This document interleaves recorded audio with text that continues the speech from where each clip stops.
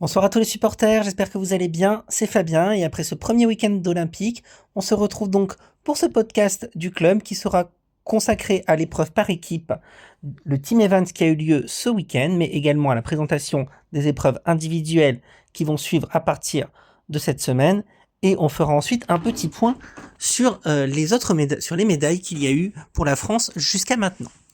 Je vous rappelle que pour suivre l'actualité du club, c'est sur nos réseaux que ça se passe, Instagram, Club des supporters, Facebook, la page patinage, mais également notre site internet, l'application pour les adhérents, et également vous pouvez nous contacter par mail pour obtenir des renseignements et adhérer via les formulaires à disposition sur nos réseaux. Première épreuve de patinage qui a eu lieu, le team event, l'épreuve par équipe, qui est en fait présente au jeu depuis 2014 et Sochi. Elle reprend le principe du World Team Trophy, championnat du monde par équipe, qui lui existe depuis 2009, qui a souvent lieu au Japon les années impaires, avec donc tous les engagés de chaque équipe qui peuvent y participer. Il y avait 10 équipes qui étaient qualifiées sur la base des résultats obtenus les 2 dernières années. Les patineurs peuvent être interchangés entre le programme court et le programme long. Après les programmes courts de chaque discipline, il a émergé un classement de 5 équipes. Le top 5 qui a donc été qualifié pour les programmes libres. Malheureusement, autant le dire tout de suite, l'équipe de France n'a pas pu se qualifier pour cette phase finale, pour ce top 5, à un petit point seulement des Géorgiens qui avaient terminé 5e des programmes courts. La France termine 6e avec des belles prestations, on va y revenir, on va commencer par ça. L'équipe de France n'a pas du tout à rougir de sa prestation dans l'épreuve par équipe sur les programmes courts, avec notamment une très belle prestation de Laurence Fournier-Baudry, Guillaume Cizeron en danse sur glace, un très beau programme court sur Madonna, une danse rythmique endiablée, très intéressante. Malheureusement, pas aussi bien noté qu'on aurait voulu l'espérer. Il frôle les 90 points néanmoins pour la première fois de la saison, 89,98. Ça ne suffit pas néanmoins à battre leurs rivaux, Mason Chock et Van Betts pour les États-Unis, qui font un peu plus de 91 points. Un point d'écart, c'est pas grand-chose. On va voir que ce point finalement a eu de l'importance pour le classement de la France, mais également pour le classement des États-Unis. On y reviendra un peu plus tard. Et en tout cas, dans l'optique de l'épreuve individuelle, si l'écart reste de 1 point après la danse rythmique, tout sera possible pour les Français qui ont normalement la meilleure danse libre. On aurait d'ailleurs bien aimé voir une confrontation Chuck Bates, Fournier-Baudry, Cizeron lors de la danse libre du Dream Event pour se faire une première idée. En ce qui concerne les couples, Camille et Pavel Kovalev ont bien patiné malgré un double saut de Camille sur le triple individuel. Ils terminent 7e de cette compétition, ils n'ont pas à rougir, très joli score de 63 points. Là encore, avec un sans faute, on aurait peut-être pu grappiller 1 ou 2 places, qui nous coûtent peut-être cette place en finale. Mais par rapport aux prestations de la saison, c'est très bien pour Camille et Pavel. Mention bien également pour Lauryn Shield, 7e également chez les filles, avec un sans faute, et on peut le dire très mal noté, car 62 points avec un programme comme ça aurait mérité au moins 65, et là encore, on aurait pu grappiller un petit point supplémentaire. Enfin, chez les hommes, il y avait un débat entre mettre à danser Wim Fadé le programme court ou mettre Kevin Emos. C'est finalement Kevin qui a été choisi sur ce programme court. Kevin qui est revenu à son programme court du début de saison avec toujours le lac de Jean-Michel Blé en début de composition, puis le retour de la musique Judas de Lady Gaga, et un Kevin qui, contrairement au championnat d'Europe, a assuré, avec certes un quadruple un petit peu vers l'avant pour l'introduction, mais ensuite triple house, triple hook piqué, triple axel, et puis toujours cette formidable présence artistique, cette suite de pas magnifique avec cette roue, bref, un très joli programme. Malheureusement, là encore, il aurait pu être 3e de la compétition masculine. Il termine 4e derrière un Stephen Gogolev qui a très bien patiné pour le Canada, qui a assuré d'ailleurs la qualification du Canada sur cette performance. Mais globalement, l'équipe de France a plutôt bien défendu ses chances, c'est très positif. On aurait aimé effectivement être dans la bagarre pour le podium, qui finalement s'est joué à très peu de choses aussi, mais l'équipe de France qui n'était pas présente lors de la dernière édition à Pékin en 2022 et seulement 10e à Pyeongchang, a nettement progressé et c'est très encourageant. Sur les résultats globaux de ce team event, les États-Unis l'emportent d'un petit point face au Japon, ce fameux petit point qui pourrait être celui gagné par Chuck Bates face à Fournier Baudry s'ils seront lors de la danse courte, ou celui gagné hier soir par Ilya Malinin face à Shun Sato. Ilya Malinin qu'on n'avait pas senti très à l'aise dans le programme court, qui avait été battu par Yuma Kajiyama qui lui avait complètement volé. C'est Shun Sato qui avait été aligné de façon un peu surprenante hier pour le Japon, mais Shun Sato a été parfait, un programme magnifique du début à la fin avec 3 quadruples, alors que Malinin a choisi de ne pas présenter le quadruple axel et en plus a eu des accros sur certains sauts, notamment le quadruple lutz. Il a semblé également moins vivant que lors de la finale du Grand Prix où il avait été absolument fantastique sur le libre.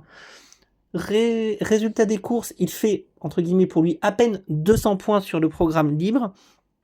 Et surtout, il a encore été très généreusement noté en composante. À ce niveau-là, ce n'est plus possible que les juges notent en préjugement, c'est-à-dire en tenant compte des réputations et non en jugeant ce qui se passe, car autant sa prestation lors de la finale méritait des composantes hautes, autant ici, il était très fermé sur lui-même, assez lent, et j'ai trouvé qu'il était un peu gesticulant au niveau de ses bras, et pas du tout en musique par rapport à ce qu'il proposait. Il était d'ailleurs pour moi plus à l'aise sur son programme court lors de sa composition. Néanmoins, il s'impose, ça permet aux États-Unis globalement de l'emporter, les États-Unis qui ont également été bons dans le programme court filles, avec la 2e place de Alice Aliou, mais qui hier ont eu plus de mal chez les filles, avec Amber Glenn qui a eu notamment une difficulté sur le triple axel, et également sur un triple flip qui a été retourné, elle n'est d'ailleurs que 3e de ce programme libre, derrière Gubanova, la géorgienne, qui a été magnifique. En couple, Elikam et Dani Oshii ont eux par contre réussi un très beau programme libre qui leur permet de prendre la 3e place, la 4e place, pardon, excusez-moi, à un petit point des Italiens Contimacci, on va y revenir un peu plus tard. En tout cas, les Américains ont tenu leur rang, mais ça n'a pas été aussi facile, et pour les enseignements des compétitions individuelles à venir, les Américains sont prenables, que ce soit en danse sur glace, voire chez les hommes, où Malinin a montré des faiblesses. Ça dépendra là encore de la facilité des juges à noter ou pas les composantes en fonction de ce qu'ils voient et non en fonction de ce qu'ils pensent. Ça, c'est le plus important. Le Japon prend une très belle médaille d'argent, sans trop de surprise. Ils étaient annoncés comme second favoris, ils ont très bien tenu leur rang. Grâce aux victoires, on l'a dit, de Kajiyama dans le programme court homme, magnifique, il a enfin retrouvé sa fluidité, son aisance, il volait littéralement sur la glace. De belles victoires aussi pour Kaori Sakamoto sur les programmes courts et longs dames. Elle a été magnifique de fluidité, d'incarnation et d'interprétation sur son programme court Andrea Bocelli ou programme libre sur des musiques Edith Piaf interprétées par Patricia Cass. C'était absolument fantastique. Certes, c'est peut-être pas les choix les plus modernes qu'elle ait pu faire, mais quelle fluidité, quelle interprétation. Fluidité interprétation aussi en couple avec Miura Kiera, les champions du monde qui eux ont survolé la compétition. C'était magnifique, la vitesse de déplacement, le gladiator sur le programme libre était absolument magnifique au niveau de l'intensité. Franchement, on regardait même plus les sauts, on se laissait embarquer par leur histoire, au contraire du programme libre des Canadiens Pereira Michaud qui était sur la même musique et on semblait très poussif et pas du tout dans la glace et dans leur interprétation. En revanche, on peut noter que le gros point faible des Japonais a été, comme souvent, la danse sur glace, où leur duo a terminé dernier des 2 segments, ce qui les a empêchés de prendre beaucoup de points, et c'est là que se joue la médaille d'or. La 3e place, elle revient pour l'équipe à domicile, l'Italie, à la bagarre avec la Géorgie avant la dernière épreuve. Elle prend finalement la 3e place grâce à un magnifique libre de Matteo Rizzo, absolument incroyable, lui qui a été préféré à Daniel Grassel, qui avait été un petit peu plus poussif dans le programme court. Eh bien, Matteo Rizzo, souvent blessé, souvent en difficulté ces dernières saisons, malgré des médailles aux championnats d'Europe, réussit magistralement le programme au moment où il faut. Il y a eu beaucoup d'émotions hier sur ce programme libre de Matteo, une émotion qui a été partagée par tout le monde, par le couple Contimacci, également 3e de la compétition couple, mais surtout par Charlène Guignard et Marco Fabri qui étaient très émus avec leur entraîneur Barbara Fusarpoli. Charlène et Marco qui n'ont pas été très bien notés dans la catégorie danse, 5e du programme court, avec des notes qui étaient un petit peu basses, en dessous des 84 points, ce qui était un peu surprenant. Et ils ont pris une belle 2e place dans le programme libre, mais cela s'explique par l'absence de Fer Gibson, de Fournier Baudry Cizeron et de Gilles Poirier. pour lesquels, de façon surprenante aussi, c'était Lajualaga qui avait été choisi dans le programme long pour le Canada. C'est donc l'Italie qui devance la Géorgie, la Géorgie qui avait les cartes en main après la deuxième place de Metelkina Berulava en couple, que ce soit dans le court et dans le long, et surtout avec la très très belle deuxième place de Gubanova, on en a parlé dans le programme libre. Dame, malheureusement, Nika Egadze a peut-être été sur cette compétition un peu le maillon faible. Le champion d'Europe est arrivé un peu fatigué, il n'a pas très bien patiné le programme court, et dans le programme libre, il était le premier à passer. Malheureusement, il a commis des erreurs avec notamment un double Lutz, une combinaison accrochée. Cela ne lui a pas permis de remonter ni sur Gogolev, ni sur Matteo Rizzo. Il prend donc la 4e place pour la Géorgie, alors que le Canada prend la 5e place. Handicapé par l'absence de Selato Dudek Deschamps, les Canadiens se sont bien défendus. Ils ont assuré la qualification grâce à un beau programme court homme de Gogolev, mais derrière, on a quand même senti que c'était plus la grande équipe du Canada. Il manquait un peu de densité, que ce soit chez les filles avec Skizas qui était un petit peu en difficulté. Le choix surprenant de mettre Guy Poirier sur la touche pour le programme libre danse au profit de Lajualaga. Là aussi, c'était surprenant. Et puis Pereira Michaud, qui n'était pas vraiment dans la glace hier sur leur gladiator, même si les notes ont été plutôt bonnes. Voilà ce qu'on pouvait dire de ce programme Team Events qui lance donc la compétition. Certains disaient qu'il faudrait mieux le mettre en avant, d'autres plutôt après. Je pense que le fait que ce soit en ouverture de compétition permet aussi aux favoris de se régler. On va avoir un aperçu dès ce soir avec la compétition de danse rythmique, où je pense qu'on verra des programmes beaucoup plus fluides et plus rodés. On va maintenant donc passer à un état des lieux des catégories.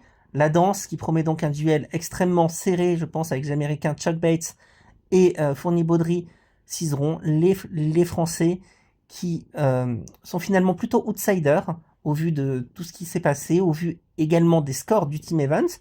Mais tout est possible, encore une fois, s'il reste à moins d'un point après la danse rythmique, tout sera possible. Pour la médaille de bronze, c'est plus ouvert. Là encore, au vu des résultats du Team Event, ça semble devoir se jouer entre les Anglais Fer Gibson, qui ont un libre très entraînant sur un thème écossais, et les Canadiens Guy Poirier, un libre qu'on connaît sur Van Gogh, qui est très beau, très intimiste, qui plaît également au public, un peu moins aux juges cette saison, à voir, et puis avec toujours en embuscade, bien sûr, Charlène Guignard et Marco Fabrique, qui aimeraient bien terminer par un podium chez eux pour leur dernière saison, peut-être leur dernière compétition. Ils ont laissé entendre qu'ils pourraient mettre un terme à leur carrière dès ces Jeux. On suivra également, côté français, Evgenia Lopareva et Geoffrey Brissot avec l'objectif assez raisonnable de rentrer dans le top 8 olympique, voire un petit peu mieux. Ils ont le 6e meilleur score désengagé. Chez les hommes, on en a parlé, Ilya Malinin est le grandissime favori, mais il ne s'est pas montré intouchable dans le Team Event. Est-ce qu'il est en méforme? C'est difficile à dire. En tout cas, tout va dépendre de sa capacité à réussir tous ses sauts à la perfection, car on a vu que les juges semblent prêts à le dégrader et à le noter un peu moins bien en composante, notamment par rapport à Kajiyama. Le duel Malinin et Kajiyama sera très scruté, avec, attention, des perturbateurs possibles, comme Piotr Gomenik, le russe, dont on parle énormément, qui a quasiment les mêmes quadruples que Malinin, à part le quadruple axel. Là encore, pour Malinin, l'interrogation, c'est pour Gomenik, pardon, l'interrogation, ce sera l'appréciation des juges par rapport au fait qu'il soit russe. Hélas, on en est là. Donc, quelle va être sa place? Comment sera-t-il noté? Et surtout, il faut le souligner, il a été contraint il y a 2 jours de changer le programme court. Et également, il y a eu un problème sur son programme libre, car les détenteurs des droits d'auteur du film Le Parfum ont refusé de lui céder les droits d'auteur pour les jeux sous prétexte que Gomenik est russe.